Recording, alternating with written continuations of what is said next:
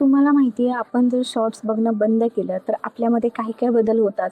आपली एन्झायटी कमी होते, आपण डिप्रेशनमधून बाहेर येतो आणि सगळ्यात चांगली गोष्ट की आपण फोकस होतो. मी मागच्या 2 महिन्यापासून शॉर्ट्स बघणं बंद केला.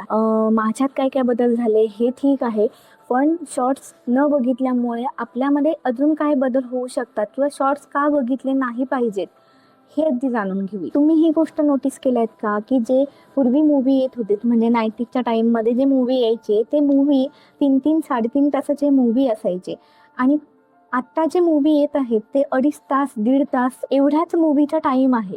याचं कारण इतकंच आहे की लोकांमध्ये तेवढा पेशन्सच उरला नाही आहे. हे फक्त टाईमचा विषय नाही आहे, हा आपल्या ब्रेनचा विषय आहे की आपला ब्रेन तसा तयार झाला, आपण आपल्या ब्रेनला तसं तयार केलेलं आहे. आपलं लाईफ हुक आणि पे आउटमध्ये अडकलं आहे.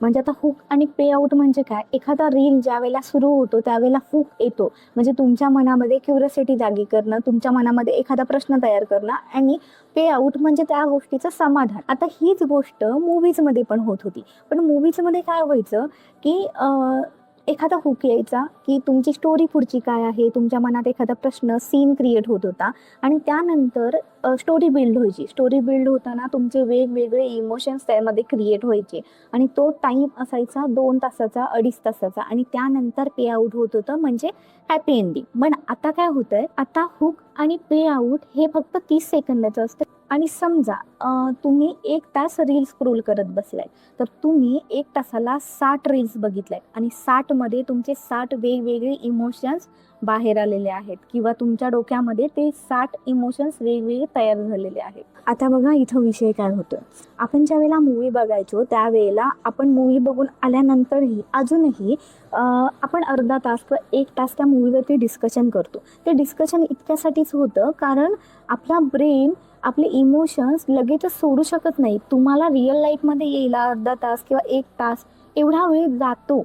आणि समजा तुम्ही मूवी नाही बघितलात 2.5 तास तुम्ही फक्त रील स्क्रोल करत बसलात, तर 2.5 तासामध्ये तुमचे 150 इमोशन्स तिथे क्रिएट होतात आणि 150 इमोशन्स ज्या वेळेला तुमचा पहिला इमोशन्स क्रिएट झाला, दुसरा इमोशन्स, तिसरा इमोशन, तुम्हाला त्यामध्ये गॅपच मिळाला नाही आहे की तुमची बॉडी किंवा तुमचा माइंड रिलॅक्स करेल.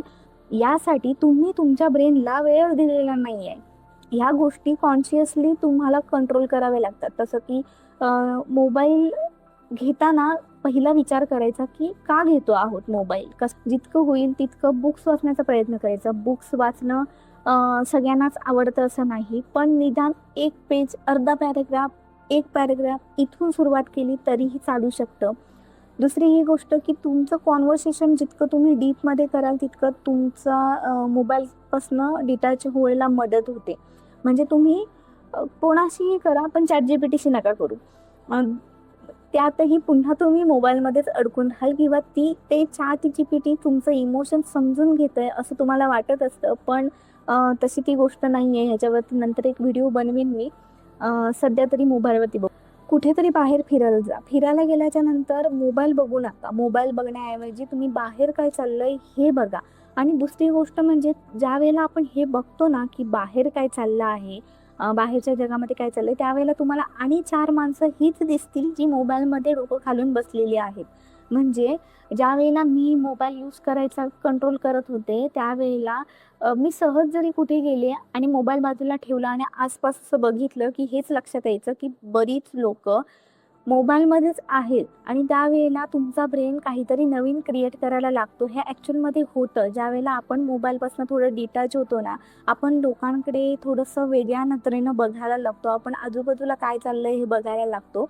त्यावेळेला तुमच्या मनामध्ये वेगवेगळे थॉट्स जनरेट व्हायला लागतात. किंवा जर तुम्ही 90s 80s मधले असाल ना, तुमच्या लक्षात येईल की तुम्ही जे पहिलं फील करत होता ना, मोबाईल नव्हता त्यावेळेला आपण जे लाईफ जगत होतो, हळूहळू मोबाईल ज्यावेळेला आपण बाजूला ठेवतो त्यावेळेला ती गोष्ट फील व्हायला लागते की हां, गोष्टी बदलल्या नाही आहेत, आपण बदललो.